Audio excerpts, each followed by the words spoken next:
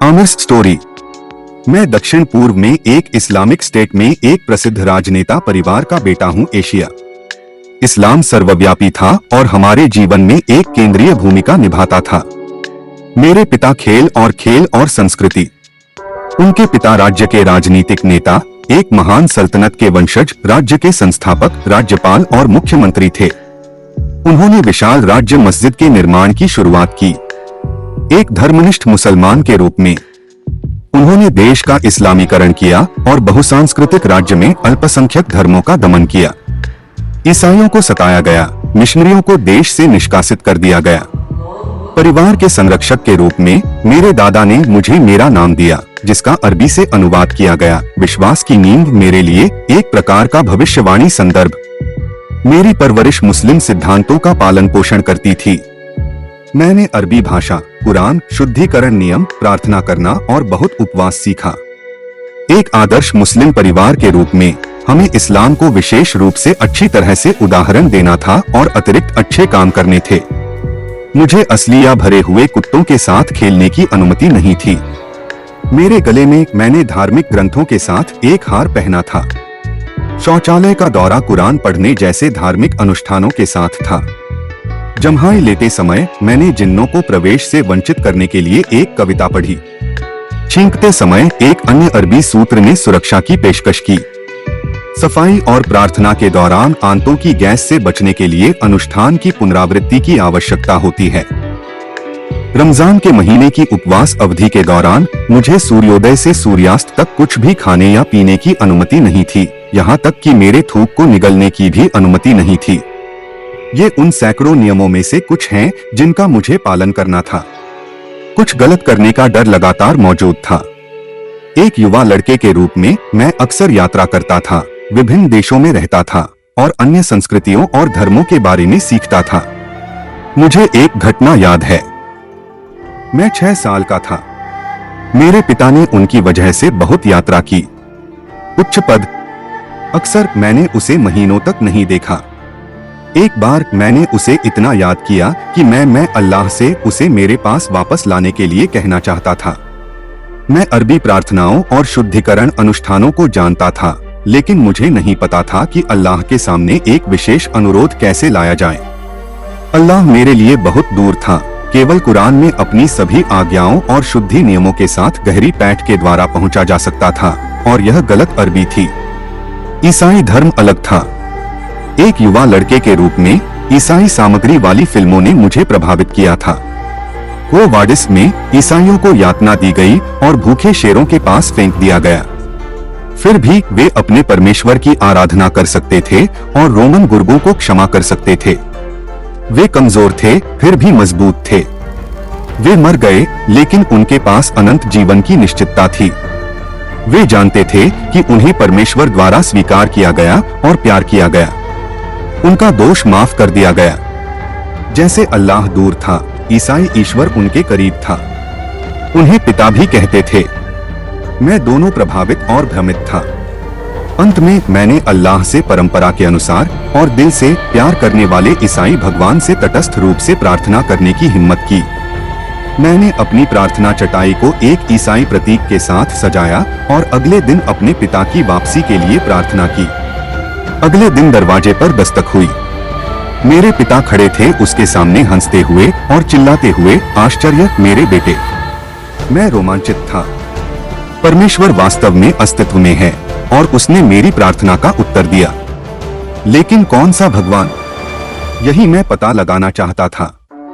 जब मैं एक किशोर था तो मेरे सबसे अच्छे दोस्तों में से एक ईसाई बन गया। इसने अचानक उसे एक दयालु और प्यार करने वाले व्यक्ति में बदल दिया। मैं हैरान था। वह अक्सर मुझसे मिलने आया और यीशु के सुसमाचार को समझाया, जिसे यूहन्ना 3:16 में संक्षेपित किया गया है, क्योंकि परमेश्वर ने मानवजाति से इतना प्रेम किया कि उसने अपना एकलौता पुत्र उनके लिए दे दिया, ताकि जो कोई उस पर विश्वास करे वह नाश न हो परंतु अनंत जीवन पाए। फिर मेरे दोस्त ने मुझे अपनी बाइबल दी। मैंने सबसे पहले सुसमाचार इंजिल पढ़ा। मैं मंत्रमुग्ध हो गया और निम्नलिखित सीखा, परमेश्वर के सामने हम सभी पापी हैं। हमारे अपने सभी प्रयास बेकार हैं क्योंकि भगवान पवित्र है। एक ही पाप स्वर्ग को याद करने के लिए पर्याप्त है, क्योंकि अनुग्रह के द्वारा तुम विश्वास के द्वारा बचाए गए हो, न कि स्वयं के द्वारा आज्ञाओं का पालन करने का प्रयास करते हुए। यह ईश्वर का उपहार है। इफिसियों 2:8-9। यीशु ने यह भी कहा, यदि तुम मेरे वचनों पर उपवास रखते हो और वही करते हो जो मैंने तुमसे कहा है, तो तुम सचमुच मेरे चेले हो। तुम सत्य को जानोगे और सत्य तुम्हें मुक्त कर देगा। यूहन्ना 8:31-32। एक दिन मेरे पिता ने मुझे अपने कार्यालय में बुलाया। पूरा परिवार वहां था। उन्होंने कहा, मैंने सुना है कि आपके पास बाइबल है, क्या यह सच है? मैंने उत्तर दिया, हाँ, मुझे यह एक अच्छे दोस्त से मिला है और मैंने इसे पढ़ा क्योंकि मैं बाइबल में सत्य की खोज कर रहा हूँ। यीशु ने कहा, मार्ग, सत्य और जीवन मैं ही हूँ। मेरे अलावा पिता के पास कोई नहीं आता। यूहन्ना 14:06। इस पर मेरे पिता ने भेजा पूरा परिवार उसके कार्यालय से बाहर निकल गया और बोला, मेरे बेटे, यह अच्छा है कि तुम सत्य की खोज कर रहे हो, क्योंकि मैं चाहता हूँ कि तुम्हें एक अच्छा जीवन मिले। मैंने नहीं किया। हम अमीर और प्रसिद्ध हैं, लेकिन यह मुझे पूरा नहीं करता है। हमारा धर्म इस्लाम भी नहीं है। ईमानदारी से कहूं तो मैं अपने जीवन में केवल 2 या 3 सेकंड के लिए वास्तव में पूरा और खुश था। उसके बाद मेरे पिता और मैं गंभीर रूप से बीमार हो गए। डॉक्टर निदान नहीं कर सके, दवा ने मदद नहीं की। मेरा वजन कम हो रहा था और मैं दिन ब दिन कमजोर महसूस कर रहा था। मुझे लगा कि मेरा जीवन खत्म होने वाला है। तब मैंने यीशु से प्रार्थना की, जो मेरे पापों के लिए क्रूस पर मर गया और 3 दिनों के बाद नए जीवन के लिए उठाया गया। मैंने कहा, प्रभु, मुझे मेरे पापों को क्षमा कर दें, ताकि मैं नष्ट न होऊं लेकिन आपके साथ अनंत जीवन पाऊं। स्वर्ग जाने की मेरी इच्छा थी। 4 हफ्तों के दौरान मैं अपने बेडरूम में रहा। फिर मुझे अस्पताल में भर्ती कराया गया। मेरे पिता पहले से ही गहन चिकित्सा कक्ष ICU में थे। व्यर्थ परीक्षाओं के बाद डॉक्टरों ने मुझे टाइफाइड बुखार का निदान किया, हालांकि वे वास्तव में यह नहीं जानते थे। मेरे पिता की आधिकारिक तौर पर दिल का दौरा पड़ने से मृत्यु हो गई, लेकिन वास्तव में डॉक्टर अंधेरे में थे। सबसे अधिक संभावना है कि हमें जहर दिया गया था। रिश्तेदार और नौकर संबंधित घटनाओं से एक कविता बना सकते हैं। रसोई घर ब्लैक मैजिक का भी इस्तेमाल किया गया प्रतीत होता था। हमने सूखे मेंढकों को हमारे कपड़ों में सिला हुआ पाया। चमत्कारिक रूप से मैं बेहतर महसूस करने लगा। जैसे ही मैं कर सकता था, मैं इस घातक वातावरण से बचने के लिए एक दूर देश में भाग गया। वहां एक जांच से पता चला कि मुझे कभी टाइफाइड बुखार नहीं था। यह आज तक एक रहस्य बना हुआ है कि मेरे पिता और मैंने क्या अनुबंध किया था। मेरे प्यारे पिता की मृत्यु के साथ मेरी भविष्य की योजनाएं टूट गईं। मैं दुखी था, ड्रग्स के साथ खुद को सुन्न करने की कोशिश की, उदास और निराशाजनक हो गया। मेरा अवसाद एक तंत्रिका टूटने में समाप्त हुआ।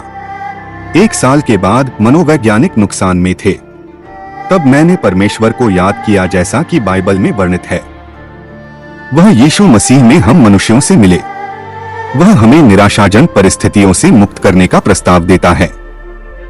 जो कोई भी उस पर विश्वास करता है, वह दुश्मनों से प्यार करने और माफ करने की ताकत पाता है। मृत्यु अब कोई खतरा नहीं है, क्योंकि हमारे पास निश्चितता है कि परमेश्वर हमें अपने पास ले जाएगा। वह हमें जहर के घातक प्रभाव से भी बचा सकता है और निश्चित रूप से वह मेरे अवसाद को भी ठीक कर सकता है। यीशु ने कहा, तुम सब मेरे पास आओ जो परिश्रम करते हैं और तुम्हारे बोझ तले कष्ट उठाते हैं, मैं तुम्हें आराम दूंगा। अपने आप को मेरे मार्गदर्शन को सौंपें और मुझसे सीखें। मैं तुम्हारे साथ धीरे से व्यवहार करता हूँ और किसी को नीचा मत देखो। यदि आप ऐसा करते हैं तो आपको अपने जीवन के लिए आराम मिलेगा। मैंने तुम पर जो जुआ लगाया है वह आसान है, और जो मैं तुमसे पूछता हूँ उसे पूरा करना मुश्किल नहीं है। मैंने एक ईसाई कार्यक्रम में भाग लिया जहाँ प्रार्थना विशेष रूप से बीमारों के लिए थी। वहाँ मैंने यीशु का अनुसरण करने का फैसला किया। उपदेशक ने मेरे उपचार के लिए प्रार्थना की।